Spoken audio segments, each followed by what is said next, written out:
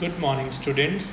In the previous videos, we have learnt about representation of data and the concept of probability.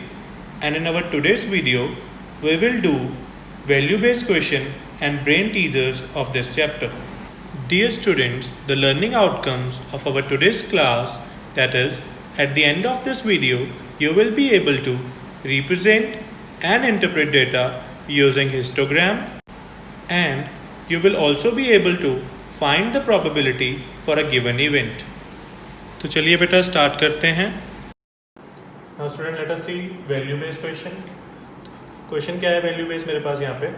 A school organized a camp for training students for athletic meet. The condition for selection was weight of student should be between 45 to 55. तो ये condition है किसी बच्चे के select होने की.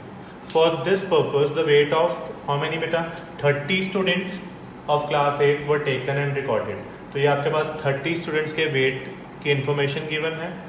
आपने क्या करना है, prepare a frequency distribution and draw histogram.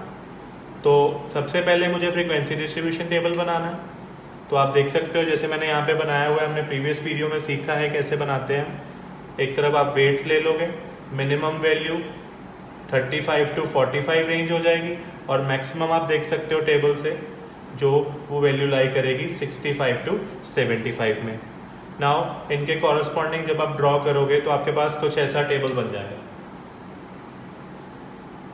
तो इस टेबल का बेटा क्या मीनिंग है कि जो स्टूडेंट्स 35 टू 45 वेट के हैं वो ऐसे कितने स्टूडेंट्स हैं 4, और जिन स्टूडेंट्स का वेट 45 टू 55 के बीच में लाई कर रहा है ऐसे 11 स्टूडेंट्स हैं, और जिनका 55 टू 65 के बीच में है there are 13 student, and 65 to 75 के बीच में there is only 2 student. Total आप क्रॉस चेक कर सकते हो, टोटल 30 आना चाहिए. तो फ्रीक्वेंसी डिस्ट्रीब्यूशन टेबल बन गया. अब जैसे कि आप सबने सीखा है, हमने सेकेंड एक्सरसाइज में देखा हाउ टू ड्रॉ हिस्टोग्राम. तो इस टेबल से आप उसकी हेल्प से हिस्टोग्राम ड्रॉ कर लोगे. वो आपने खुद बनाना है, हिस्टोग्राम मैं आपके लिए छोड़ रहा हूँ. फ्रीक्वेंसी टेबल से अब बाकी क्वेश्चंस को आंसर करेंगे. नाउ स्टूडेंट, इस टेबल के बेसिस पे मुझे ये 3 क्वेश्चंस के आंसर करने हैं. तो फर्स्ट क्वेश्चन क्या है बेटा, in what weight range do more students lie. तो आप यहाँ से देख के चेक कर सकते हो कि किस वेट रेंज में सबसे ज़्यादा स्टूडेंट लाई कर रहे हैं. तो clearly most of the students 13 और किस वेट में लाई कर रहे हैं वो. तो यहाँ पे मेरा आंसर आ जाएगा 55 टू 65. तो इस रेंज में most of the students are lying. Now next question is how many student got selected for training. तो बेटा क्वेश्चन में क्या कंडीशन थी, कौन सिलेक्ट होगा जिसका वेट 45 टू 55 के बीच में होगा. तो आप देख सकते हो 45 टू 55 के बीच में कितने स्टूडेंट्स हैं, 11. तो 11 स्टूडेंट्स विल बी सिलेक्टेड. तो सेकंड इसका आंसर क्या आ गया, 11 स्टूडेंट्स.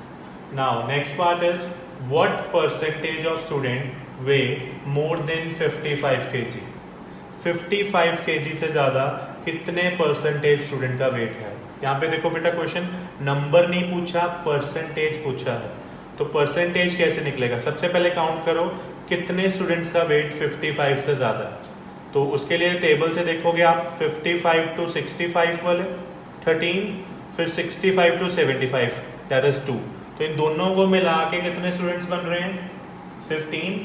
दैट मीन्स 15 स्टूडेंट्स का वेट 55 या उससे अबव है.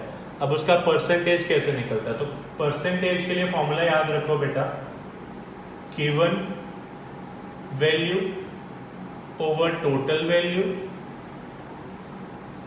इनटू 100. तो यहाँ पे गिवन कितना है, कितने स्टूडेंट्स निकाले हमने 15, टोटल कितने 30 इंटू 100. तो इसको सॉल्व कर लो बेटा कटिंग करके. 15 के टेबल पे डायरेक्ट कटिंग, 15 2 ज़ा 30, देन 2 पे 100 की. तो आंसर कितना आ जाएगा 50%. तो that means 50% of the students way more than 55 kg. Now students इसका ई पार्ट और एफ पार्ट वैल्यू बेस्ड है. तो आप स्टेटमेंट पढ़ के खुद आंसर कर सकते हो. जैसे फर्स्ट है what factors are responsible for so many childrens being overweight and obese these days. कि क्या फैक्टर्स हैं कि बहुत से बच्चे आजकल ओवरवेट होते हैं. तो देयर आर मल्टीपल रीजंस. आप कोई भी रीजन लिख सकते हो, due to lack of physical activity या कुछ फास्ट फूड ज़्यादा खाते हैं बच्चे, कोई भी रीज़न लिख सकते हो। सिमिलरली नेक्स्ट है how can healthy eating habits be develop, तो कैसे डेवलप हो सकती हैं, उसके लिए क्या कर सकते हो, तो हेल्दी फूड के बेनिफिट्स बताए जाए बच्चों को so that they can develop the healthy eating habits. Now students brain teasers देखो, ब्रेन टीजर्स का B question A part. Question क्या है बेटा, a letter is chosen from the word probability, what is the probability that it is a vowel.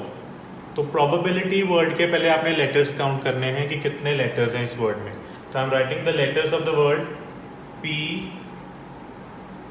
Are O B A B I then L I T and Y. तो अब इसको count कर सकते हो, total letters कितने हैं। Yes 1 2 3 4 5 6 7 8 9 10 11, तो total letters हैं 11।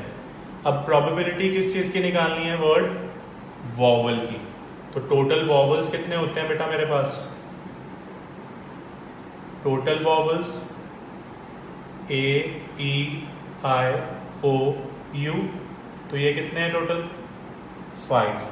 तो टोटल वॉवल्स 5, टोटल लेटर्स 11। तो प्रोबेबिलिटी का फॉर्मूला क्या था, probability of getting a vowel, number of favourable cases divided by total cases. तो फेवरेट केस कितने हैं यहाँ पे मेरे पास, जो वॉवल्स के हैं विच इज 5 और टोटल 11, तो आंसर क्या हो जाएगा 5/11। अब स्टूडेंट्स इसी क्वेश्चन का सी पार्ट देखो। क्वेश्चन क्या है, a number is selected at random from the first 10 natural numbers, what will be the probability of number being prime. तो सबसे पहले बेटा नेचुरल नंबर्स क्या होते हैं, तो नंबर स्टार्टिंग फ्रॉम 1 ऑनवर्ड्स। तो यहाँ पे कितने नेचुरल नंबर बोले हैं उसने, फर्स्ट 10, तो 1 2 3 4 सो ऑन टू 10 तक। तो टोटल नंबर्स कितने हो गए मेरे पास 10। अब इसमें से उसने बोला है कि प्राइम नंबर की प्रोबेबिलिटी निकालनी है, तो फर्स्ट 10 में प्राइम कितने होंगे बेटा। तो स्टार्ट करते हैं, लोएस्ट प्राइम इज 2, 1 नहीं होता बेटा प्राइम, याद रखो 1 is not prime. Lowest prime number is 2, then 2 के बाद 3, देन 5, फिर 7। तो 1 से लेके 10 तक में टोटल कितने प्राइम नंबर्स हैं मेरे पास 4। तो प्रोबेबिलिटी क्या हो जाएगी, प्रोबेबिलिटी ऑफ प्राइम नंबर,